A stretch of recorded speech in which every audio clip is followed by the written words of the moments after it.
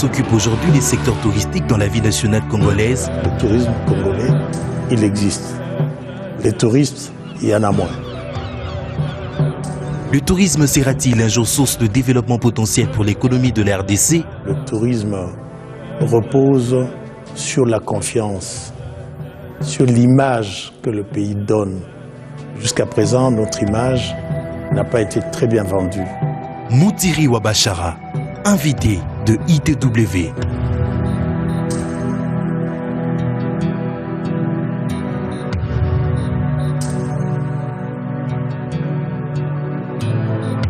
Comment le tourisme se porte?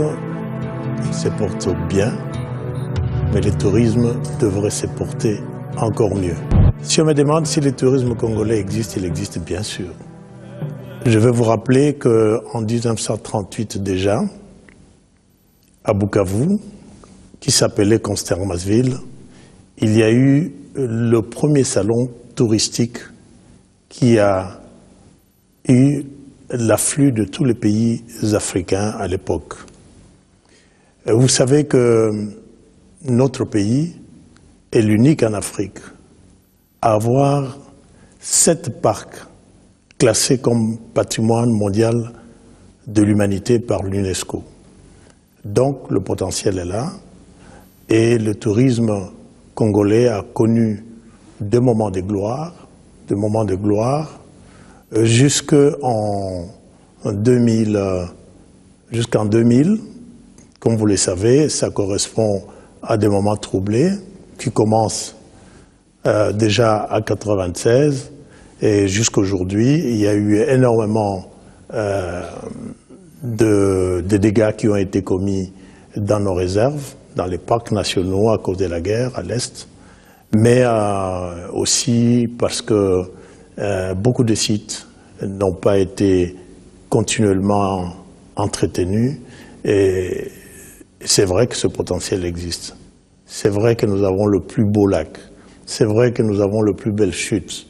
Rien que le fleuve que nous avons, vous savez que c'est le 3e du monde avec des rapides extraordinaires et donc ce pays à lui seul, il a un potentiel, une offre à lui seul qui correspond à toute l'Afrique en termes d'espèces animalières rares. Et donc, le tourisme congolais, il existe. Les touristes, il y en a moins. Il faut savoir que ça fait 10 ans que le ministère du Tourisme n'a pas effectivement porté le secteur du tourisme. C'est depuis le 7 décembre 2014 que le chef de l'État a nommé un ministre du Tourisme, justement parce que depuis 10 ans, il n'y en avait pas un qui pouvait porter le secteur du tourisme. Mais cette nomination répond à une vision, à un programme pour le chef de l'État, le tourisme comme dans des pays qui ont un potentiel comme le nôtre, qui ont un potentiel d'ailleurs moins que le nôtre. Le tourisme, c'est un secteur qui porte la croissance. C'est un secteur qui crée l'emploi. C'est un secteur qui crée de la richesse. Et vu comme ça, il était très important d'ériger le secteur du tourisme, de faire du secteur du tourisme un secteur qui est porté, qui est conduit par un ministre sous la coordination du chef du gouvernement. Le mal est profond, d'abord parce que, comme vous le savez, le tourisme repose sur la confiance, sur l'image que le pays donne. Jusqu'à présent, notre image n'a pas été très bien vendue. Mais pour vendre cette image, il y a des préalables. C'est pourquoi, en arrivant à la tête du ministère du Tourisme, la première chose qu'il fallait faire, c'est un état des lieux, c'est-à-dire savoir exactement quelle administration le ministère dispose, savoir l'Office national du tourisme, qui est l'opérationnel du tourisme congolais, dans quel état il se trouve, et voir, du point de vue de la réglementation, du point de vue de la loi, quelles sont les revisitations qu'il fallait faire de manière à ce que nous ayons une réglementation qui ait attractif. En d'autres termes, il faut créer un environnement juridique, créer un environnement tel qu'effectivement, les touristes, en venant ici, ils sentent que c'est un pays hospitalier, au-delà du fait que ce qui est intéressant pour les touristes, c'est effectivement voir nos parcs, voir nos espèces animalières rares, c'est de voir nos paysages qui sont extraordinaires, qui sont fabuleux. Et ce travail, nous sommes en train de le faire, c'est-à-dire revisiter tout l'arsenal juridique. Nous sommes en train d'élaborer un plan directeur du développement du tourisme. Nous sommes en train d'élaborer une loi cadre pour le développement du tourisme. Et vu comme ça, il est tout à fait clair que nous allons assez rapidement créer cet environnement qui est un environnement nécessaire. Je vais citer le cas de la dernière déclaration du directeur général de l'Office de l'Organisation mondiale du tourisme, qui a dit que le tourisme congolais, on commence à sentir que les gouvernements en a fait une priorité et que donc il est du devoir de l'Organisation mondiale du tourisme d'accompagner la RDC. Et cela est en train de se faire. Je peux vous annoncer que du 18 au 22, l'Organisation mondiale du tourisme, avec le gouvernement congolais, organise un cours de capacitation qui concerne 10 pays francophones africains, justement pour faire la pédagogie, pour faire la formation sur la conception des politiques et des stratégies du développement du tourisme. Donc, notre place, elle est en train de se faire, elle va se faire et elle sera bonne. Parce que ce jour, nous sommes en train de travailler sur un slogan qui va devenir une réalité, c'est faire de la RDC la nouvelle destination du monde. Les défis, d'abord, il faut que nous ayons une réglementation qui nous mette au diapason des autres pays. Vous savez, le texte qui organise l'entrée et les sorties, les entrées et les sorties des touristes dans notre pays date de 1983. C'est un décret du premier commissaire d'État, donc du Premier ministre. Et c'est un texte, quand vous le lisez, vous voyez très bien que c'est un texte qui a été élaboré avant qu'il y ait, disons, le numérique, et que donc certaines interdictions par rapport à des prises de photos, qui est une réglementation, à mon avis, qui est complètement dépassée. Il y a ce type de défis qu'il faut relever, mais le défi le plus important, c'est le visa congolais. C'est le visa congolais, le temps que passent les demandeurs de visa, les touristes dans nos ambassades, c'est un temps assez long. Le visa congolais, il est très cher. Il est extrêmement cher quand on le compare avec les visas d'autres pays.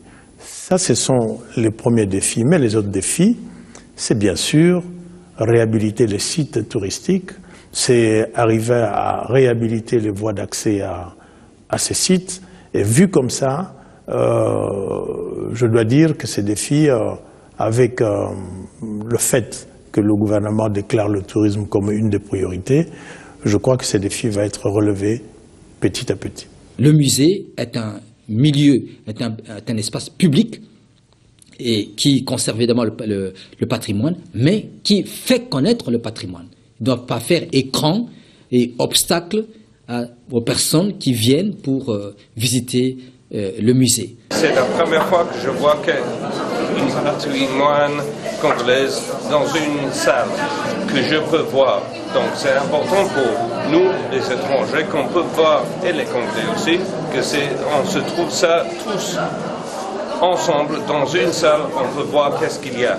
Il y a une politique d'abord nous sommes en train de faire le recensement de tout le potentiel que détient le ministère du Tourisme en matière d'infrastructures hôtelières. Il y en a beaucoup, mais ces infrastructures sont dans un état de délabrement parce que c'est une grande partie de ces infrastructures se trouve à l'est, donc qui a été concernée pendant 2 décennies par la guerre et ces infrastructures. Il faut les réhabiliter. Il faut chercher, dans le cadre du partenariat public-privé, des investisseurs privés qui nous accompagnent dans la réhabilitation de ces infrastructures hôtelières. Le tourisme de développement. Le tourisme qui va concerner les riches, mais aussi le tourisme social, qui va concerner les écoles. Nous allons lancer le tourisme scolaire pour que l'enfant de ce pays s'approprie le potentiel, qu'il connaisse le patrimoine qu'il a, qu'il connaisse l'histoire de son pays. C'est ça, en fait, la nouvelle citoyenneté. Et le tourisme peut, effectivement, contribuer à former le citoyen d'aujourd'hui, les citoyens de demain. L'objectif, c'est que le tourisme rapporte de l'argent à l'État congolais. L'objectif, c'est que le tourisme crée de la richesse. Aujourd'hui, c'est complètement insignifiant. Il est à moins de 2% de sa contribution au PIB. Il faut aller beaucoup plus haut. Et le rôle, la mission que nous avons du chef du gouvernement, c'est d'arriver à faire du tourisme un grand contributeur justement au PIB. Vous savez, quand on parle de Paris, de la France, qui est la première destination du monde, c'est parce que les Parisiens eux-mêmes aiment leur ville. C'est parce que les Français sont le premier visiteur de leur pays, c'est le premier touriste de leur pays. Et en connaissant leur pays, ils savent vendre leur pays aux étrangers, ils savent vendre leur pays aux touristes. Les Congolais doivent être en mesure de vendre son pays. La ville de Kinshasa a une des très grandes attractions du monde. La Kinshasa a le fleuve, le troisième fleuve du monde. Mais il faut qu'il sache aussi, le Kinois, qu'il a une belle histoire dans cette ville. Il y a la route des caravanes, il y a toute l'histoire de l'esclavagisme que nous allons essayer de valoriser. Parce que quand vous voyez Mwanda, quand vous voyez la marmite de l'esclave, vous voyez les chaînes, vous voyez toute une histoire qui est à Mwanda, il faut se rappeler qu'au XVe siècle, il y a eu cette traite négrière dans notre pays. Il y a aujourd'hui un devoir de mémoire que nous devons faire, c'est de réhabiliter ces endroits-là. Et les pays riverains de l'océan Atlantique, ces pays qui ont été, n'est-ce pas, la destination de nos parents et qui ont contribué à peupler ces pays qui sont riverains de l'océan Atlantique, il est aujourd'hui important que ces gens, que ces peuples viennent interroger leur histoire, leur identité dans notre pays. Nous allons œuvrer pour que ça se matérialise et que nous puissions justement, comme au Sénégal, être une référence parce que la traite chez nous, c'est 13 millions de citoyens congolais, des femmes, des enfants qui ont été vendus. Et cette histoire, nous devons l'assumer. Cette histoire est une attraction touristique pour ceux qui veulent constituer leur histoire, ceux qui veulent reconstituer la mémoire. Nous avons un potentiel, je l'ai dit, je le répète, beaucoup plus important que ce pays. Ce qu'il nous reste à faire, c'est que nous puissions mettre en place une politique d'accueil, une politique qui permet à ces gens de venir dépenser de l'argent dans notre pays pour voir les merveilles que nous avons, que nous détenons. C'est la mission que le chef de l'État m'a donnée, c'est la lettre de mission que le chef du gouvernement coordonne pour que je puisse réaliser ces lettres de mission, pour que je puisse arriver à ces résultats. Mais il faut aller là où il y a les touristes, il faut aller là où il y a les acteurs du tourisme, il faut aller là où il y a tous ceux qui sont impliqués dans le développement du tourisme, dans la promotion du tourisme. Nous avons été en Espagne au début de l'année. Nous sommes dans le RETOSA, qui est un réseau des ministres du tourisme des pays de la SADC. Nous allons continuer cette promotion, mais aussi avec le concours des agences de voyage, des tours opérateurs, mais aussi des compagnies aériennes. D'abord, l'écotourisme, il faut l'organiser à partir des environnements qui se prêtent à ça. Il faut se porter beaucoup plus par les communautés locales. Quand vous allez dans le parc marin de mangroves, vous y trouvez des populations, des communautés entières qui accueillent, n'est-ce pas, des touristes qui viennent dans un dépaysement total et qui vivent avec les populations. Et il est tout à fait possible d'organiser tout cela autour et dans nos parcs. C'est tout à fait possible. Au fur et à mesure que la sécurité va continuer à s'améliorer dans nos parcs à l'Est, ça c'est quelque chose qu'on saura organiser, mais on ne peut pas en parler aujourd'hui en termes de pourcentage. On ne peut pas planifier en disant, bon, et le pourcentage que nous allons planifier et arriver à des objectifs, à fixer des objectifs à atteindre, mais aujourd'hui, c'est trop tôt pour vous en parler. Nous sommes en train de faire un plan intégré du développement du tourisme, comme je l'ai dit au début de cette émission, et dans les 2 mois, nous allons présenter ce plan au gouvernement pour que le gouvernement valide ce plan, de manière à ce que, effectivement, sa mise en œuvre commence à partir du mois de juillet. Mais l'impact de la conjoncture sera un très très bon impact. Quand vous parlez de la conjoncture, aujourd'hui, ce pays, il a un taux de croissance qui va arriver à 2 chiffres. Il a un taux d'inflation en dessous de 1%. Nous avons un taux d'échange qui est stable depuis plus de 5 ans. Donc l'environnement est tout à fait favorable de manière à ce que, qui permet aujourd'hui à des investisseurs de venir sans gros risques, en sachant que leurs investissements, que le retour sur investissement est assuré dans ce pays. Et la conjoncture dont vous parlez, elle est favorable. D'abord que la population sache qu'elle est la première actrice du tourisme, l'hospitalité. Nous savons que la population congolaise, nous savons que le peuple congolais, c'est un peuple hospitalier. Mais il faut qu'il le redevienne davantage. Mais quand je parle du peuple congolais, je parle de la première personne qui est en contact avec les touristes, nos ambassades, les officiers d'immigration, ceux qui sont à l'accueil à l'aéroport, au port, aux frontières, ils doivent être hospitaliers. Parce qu'il n'est pas normal que pour un touriste, pour un visiteur qui se présente devant un officier d'immigration, il passe 10 minutes. Quand vous comptez dans les aéroports internationaux, un passager, quand il se présente devant un officier d'immigration, il y passe 30 à 90 secondes. Il faut que tout cela soit intégré par la population. Le taximan, c'est le premier guide touristique d'un pays. Il doit en être conscient. Il doit en être conscient. Donc, ce message, je l'adresse à la population, à mon peuple, parce que nous voulons faire du tourisme, effectivement, un facteur de développement de ce pays.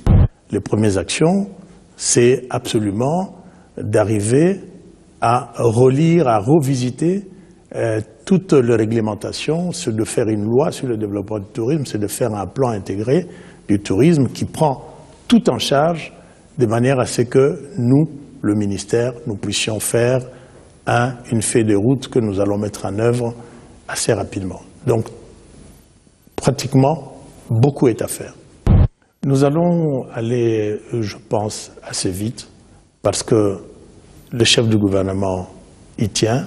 Le président de la République nous a donné cette mission et partout, on sent des acteurs qui sont aujourd'hui déterminés à faire du tourisme un secteur qui crée la richesse, qui crée des emplois.